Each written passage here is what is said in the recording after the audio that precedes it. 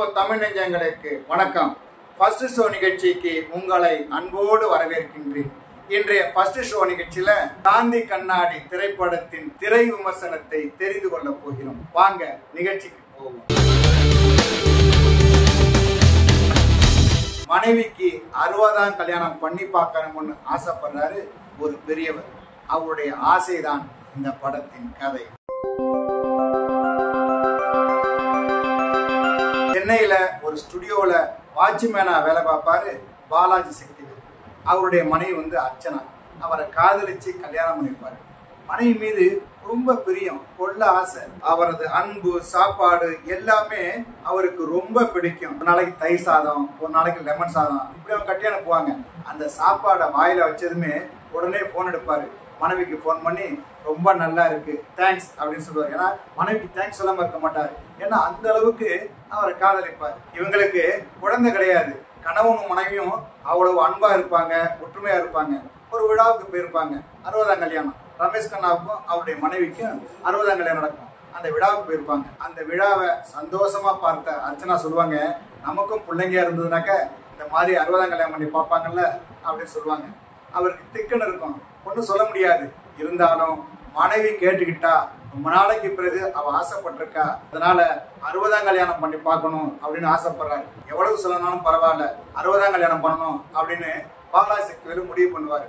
அந்த நிகழ்ச்சிக்கு event management நடத்திருப்பாரு Bala. அவர்கிட்ட போய் கேட்பாரு, இது மாதிரி நிகழ்ச்சி பண்ணா எவ்வளவு செலவாகும் அப்படின்னு. அவர் கணக்கு போட்டு சொல்லுவாரு, ஒரு 52 லட்சம் ரூபாய் செலவு பண்ணீங்கன்னா நல்லா பண்ணலாம் அப்படின்னு சொல்லுவாரு. இவரே வாட்ச்மேனோட பாக்குறவாரு. 52 லட்சத்துக்கு எங்க போவாரு? யோசிப்பாரு, நிறைய இடங்களுக்கு அலைவாரு, சேமிப்பெல்லாம் பார்ப்பாரு. பெருசா காசு இல்லை, வேற என்ன பண்றது? வேற வழி இல்லாம அவருடைய சொந்த ஊரு கோயம்புத்தூர், அங்க போய் தன்னோட பூர்வீக நிலம் இருக்கு இல்லையா, அதை விற்பாரு.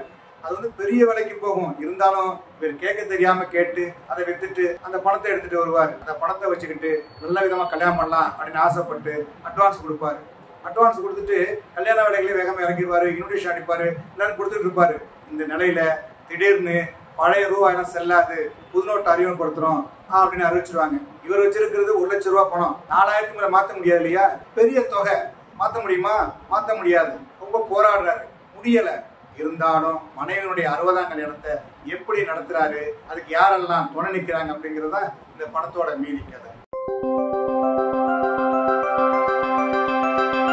இந்த படத்துல 2 கதையின் நாயகர்கள். அதுல ஒருத்தர் பாலாஜி சக்திவேல், இன்னொருத்தர் பாலா. விஜய் டிவில பார்த்திருப்பீங்களா, அந்த பாலா தான். அவர் தான் அந்த படத்துல கதாநாயகனாக அறிமுகமாகி இருக்கிறார். பாலாஜி சக்திவேல் மனைவி மீது பேரன்பு வைத்திருக்கின்ற அருமையான கேரக்டர். அந்த பாத்திரம் கொஞ்சம் ஏமாளியாக சித்தரிக்கப்பட்டிருந்தாலும் படம் முழுக்க அவரது நடிப்பு அந்த பாத்திரத்தை தூக்கி நிறுத்துகிறது. இந்த தொழில எதிரிகள் நிறைய இருக்காங்க, அவங்களுக்கு முன்னாடி வாழ்ந்து காட்டணும், சம்பாதிக்கணும் அப்படின்னு பணத்து மேல குறிவைத்து ஈவென்ட் மேனேஜ்மெண்ட் நிர்வாகியா வர்றாரு பாலா. கொஞ்சம் கோபக்காரராக, பயந்தவராக, காதலை புரிந்து கொள்பவராக, மற்றவர்களுடைய கஷ்ட நஷ்டங்களை புரிஞ்சுக்கிட்டு அவங்களுக்கு உதவுகின்ற பாத்திரத்தில் நடிச்சிருக்கிறாரு பாலா. அவருக்கு இது முதல் படம். கொஞ்சம் திக்கி தண்ணீர் தான் பல இடங்கள்ல வர்றாரு.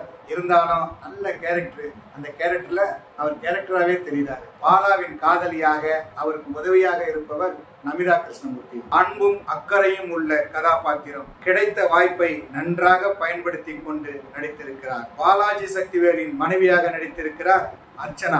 அவரது பாத்திரமும் நடிப்பும் படத்தை தூக்கி நிறுத்துகிறது. சில காட்சிகளில் நம்மையும் மீறி அன்பு செலுத்தவும் அழவும் வைத்து விடுகிறார். நிகிலா சங்கர், ஜீவா சுப்பிரமணியன், ஆராத்யா, ரிது சாரா, அமுதவாணன், மனோஜ் பாபு, மதன் என படத்தில் நிறைய பேர் நடித்திருக்கிறார்கள். இந்த படத்திற்கு பாலாஜி கே ராஜா ஒளிப்பதிவு செய்திருக்கிறார். கதையோடு பயணிக்கின்ற ஒளிப்பதிவு. பெரும்பாலான காட்சிகள் இரவிலும் இருக்கிறது. அதையெல்லாம் மிக நேர்த்தியாக செய்திருக்கிறார். இந்த படத்திற்கு விவேக் மெர்வின் இசையமைத்திருக்கிறார். பாடல்கள் அருமையாக இருக்கின்றன, இனிமையாக இருக்கின்றன. பின்னணி இசையிலும் பட்டையை கிளப்பியிருக்கிறார். இந்த படத்தை ஆதிமூலம் கிரியேஷன் சார்பாக ஜெய்கிரண் தயாரித்திருக்கிறார். கதை எழுதி இயக்கி இருக்கிறார் ஷெரீப். வாழ்க்கையை புரிந்து கொண்டு ரசித்து வாழும் ஒரு ஜோடியின் வாழ்க்கை அனுபவத்தை புரிந்து கொள்ளும் இன்னொரு இளஞ்சோடியின் காதலை எழுதி இந்த படத்தை இயக்கி இருக்கிறார். பாலாஜி சக்திவேலின் கதாபாத்திரம் நகைச்சுவை நிறைந்தது. அதுக்கு ஆப்போசிட்டா சீரியஸாக இருக்கின்ற கதாபாத்திரத்தில் பாலா நடித்திருக்கிறார். ஒரு நல்ல கதை, அதை சுவாரஸ்யமான காட்சிகள் மூலம் சொல்ல முயற்சித்திருக்கிறார். சொல்ல வந்ததை நறுக்கென்று சொல்லி திரைக்கதையை வேகமாக கொண்டு சென்றிருந்தால் இன்னும் ரசித்திருக்கலாம். இருப்பினும் காந்தி கண்ணாடி பழைய கண்ணாடி. என்ன நேயர்களே, காந்தி கண்ணாடி திரைப்படத்தின் திரை விமர்சனத்தை தெரிந்து கொண்டீர்களா? சரி, தமிழ் வலைக்காட்சியை தொடர்ந்து பாருங்கள். தமிழ் வலைக்காட்சியை லைக் பண்ணுங்க, ஷேர் பண்ணுங்க, கமெண்ட் பண்ணுங்க, சப்ஸ்கிரைப் பண்ணுங்க. தமிழ் வலைக்காட்சியின் புதிய அப்டேட்டுகள் உடனுக்குடன் உங்களுக்கு தெரிய வர அருகில் உள்ள பெல் பட்டனை மறக்காமல் அமுக்குங்க. கலை இலக்கியம் யாவும் மக்களுக்கு.